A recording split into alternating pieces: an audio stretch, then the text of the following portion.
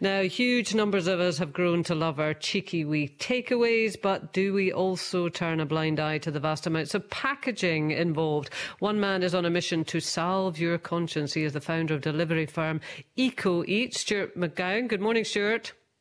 Good morning. Good morning. We're also joined by consumer expert Kate Hardcastle, who I believe is in the blue zone. Is that right, at COP26? Good morning, Kate. Absolutely. Good morning. Right, OK. Before we start with Stuart, what are you doing there, Kate? I'm here for a few different interviews with some of the big retail leaders in terms of what they are truly doing effort-wise regards environment and sustainability. So it's going to be interesting because I'm representing the voice of the customer. Oh, interesting, because actually I've just got a text in from Julie, and Stuart, you'll be interested in this as well. Julie says, I've lived in Scotland for almost 3 decades, but I come from Germany. For more than 40 years, a deposit system is in place for fizzy drinks. It works very well. Everyone's so used to it, it's not even worth mentioning. Also in the USA, takeaway foods have been in wax paper containers for decades. I'm frustrated that single-use plastics are even up for discussion. In many, many circumstances, they would be quite easy to replace. The packaging industry must step up. Well, Stuart, this is exactly what you're trying to address, isn't it?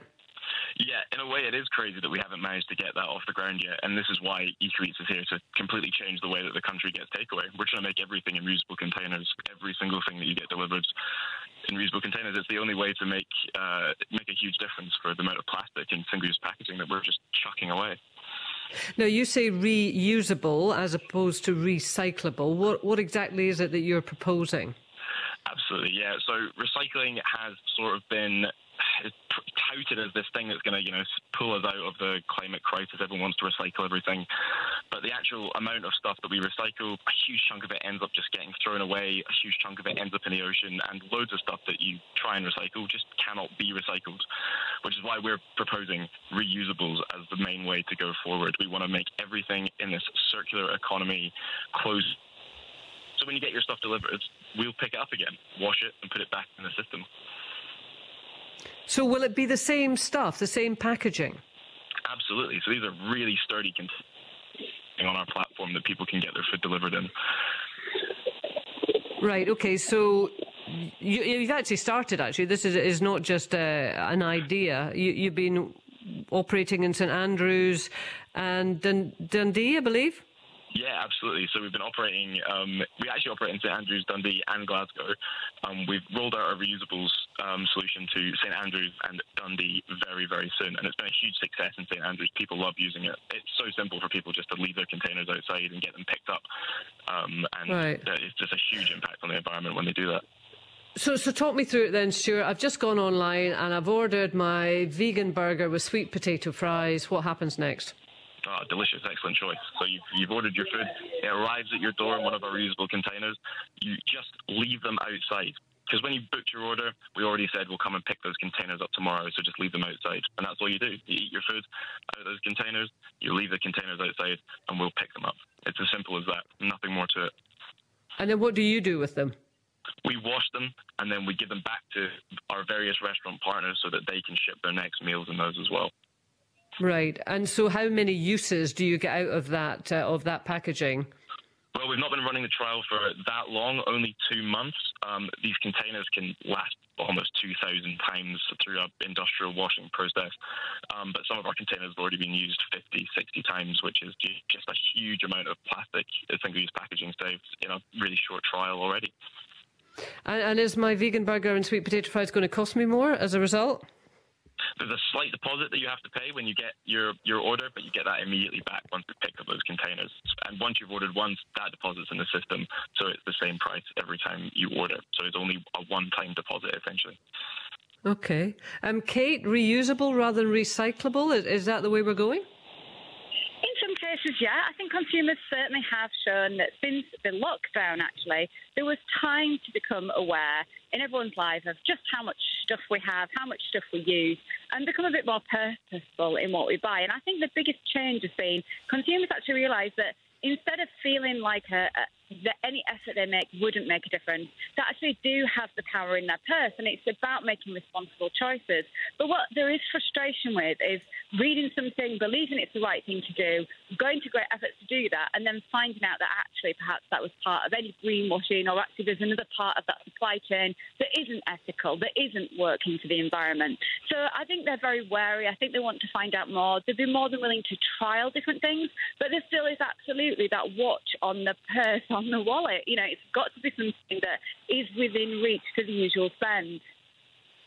Yeah, I mean, it's interesting, this text in from Julie, you know, who's talking about her experience in Germany and also in the States. So, I mean, these are choices that individual countries, through their governments and obviously the policies that are in place in that country that allow big businesses to operate in certain fashions. So these are choices, aren't they?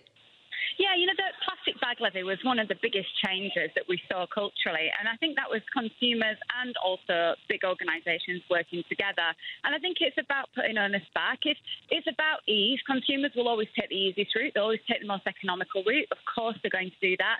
But if they can change the way they do something, it's made easier for them, then absolutely they're going to look into those options. And we're seeing that more and more. And it can be anything from the washing powders that they use, subscription models in terms of more environmentally friendly products that you can just refill yourself at home.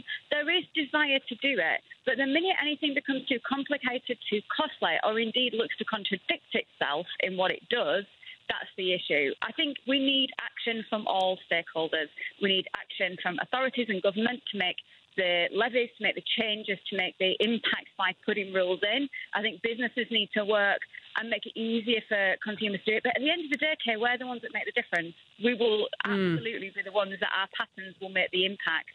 And it's pulling consumers together. So we need more of these initiatives, but we also need to know about them, and we need them to be supported and championed so we as consumers can understand. It shouldn't be difficult. It shouldn't be difficult for us as consumers to find out what the right thing to do is. Sometimes it can be incredibly complex, just trying to look into something like, right, how can I get a better takeaway delivery, and what are the options available to me? Well, I mean, Stuart, how do your customers find out about you? Well, our customers find out about us, you know, the same way that anyone does. We advertise to as many groups who are interested in, you know, making an impact on the environment while getting their food delivered as we can. We, you know, use as much advertising as we can. We chat on the radio, see what people who are interested can come and download our app. And I think you make a really good point about people about changing their behaviour and people wanting the economics of it to be nice and feasible. And I think what's important about what we do is that we baked in reusables and this completely, you know, environmentally positive impact part of the platform right into the core of what we've done. Is not complicated to get involved with what we do and to get everything in. It's just not complicated at all. The whole point is that we keep it. Yep. Sorry, I think, Stuart, I think your line is just going in and out a little bit there. But, I mean, clearly there is an appetite there, if you pardon the pun, because you could have launched this service and said, here you go, you can get your food delivery with a lesser impact on the climate, and you could have got, you know, radio silence. But clearly not. You've had take-up. Absolutely. We've had almost 100,000 orders through the platform, and a growing number of those with our reusable containers option. Right. Do you see other people adopting Stuart's model? I don't want to give him competition for his company before it's totally off the ground. But I mean, Kate, do you see other people jumping on this? Yeah, absolutely. If it's proven and actually it can be done and there's profit to be made, any business is going to be looking at that and looking over the shoulder thinking that's the right thing to do. And we do need that tipping point as consumers. Obviously, we want organisations to succeed. What I find to be absolutely polarising is often smaller businesses can be the real pioneers here. They can actually be looking at things and making things happen a lot quicker than some of the bigger businesses who actually have a lot of red tape in there and can really take their time. So, you know, well done championing that environmental ethical effort and making it easy for your customers. Let's just hope there's more options and more geographical locations that can have the same thing, because I'm sure, you know, in 10 miles, 20 miles radius difference, that probably isn't an option available right now. We've got to start somewhere, but we actually need there to be availability throughout, and it does need to be easy. Consumers just will not go to it if it isn't easy. The other sort of big question in there that I find really interesting that Stuart raised, in that their choice is to go reusable rather than recyclable. In terms of all sorts of packaging, I think there is a level of scepticism amongst the public, and I guess I would be one of them, as to what actually happens with your recycling. I mean, you hear people say that, it's one of those kind of, I don't know if it's an urban myth, but it's certainly an urban belief. Oh, God, you'd make all that effort to sort of separate your plastics and actually all ends up in landfill. I think that's a very, very cynical view, but there isn't a great deal of confidence, I think, necessarily in the recycling process in the UK at the moment. Is that a fair comment? I think that's really fair. I'm not going to make you envy my last 12 months, but it's mainly been in recycling plants, learning exactly what happens to our rubbish. And unfortunately, the effort we do take as consumers isn't always rewarded in what happens to that item at the end of the day. Now, anything's an improvement on nothing, but absolutely, I can understand why any consumer looks at a process and thinks, I've washed out that tub, I've put it in the right place, and then I found out actually it wasn't recycled after all. It was sent on a container to a different international zone, and it wasn't recycled there. I feel frustrated by that process.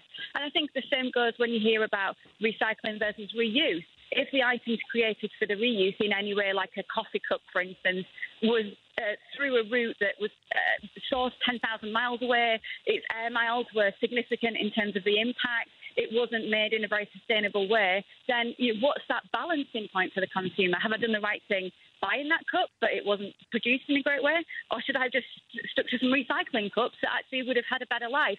This is the dilemma consumers are in. Clarity is really important, and it's absolutely high time that businesses start telling the real truth.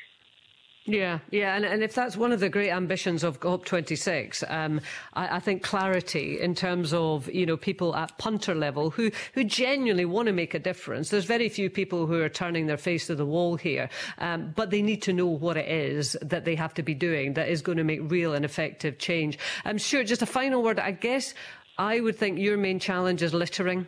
If you're going to say to people, just put your takeaway out on your doorstep or whatever, by the next morning, is it not going to be strewn up and down the street? Yeah, it's an interesting problem. It's one we've managed to solve in St Andrews with, a couple of easy steps. You can keep your containers inside, and we'll knock on the door and ask you for them and pick them up. And you can also drop them off in our reusable bins, which are around the towns, so that people can just, walk and drop stuff off themselves. We always ask people, fill them with a bit of water so that they don't get blown away by the wind. But we've had no problems with these containers being littered up and down the street, and we've delivered and picked up almost 500 of them. So we're feeling really confident that we can bring this to, bigger towns and cities and really make it work. OK, well, people will look out for you, I'm sure. Stuart McGowan from Eco Eats. Thanks also to Kate Hardcastle, consumer expert.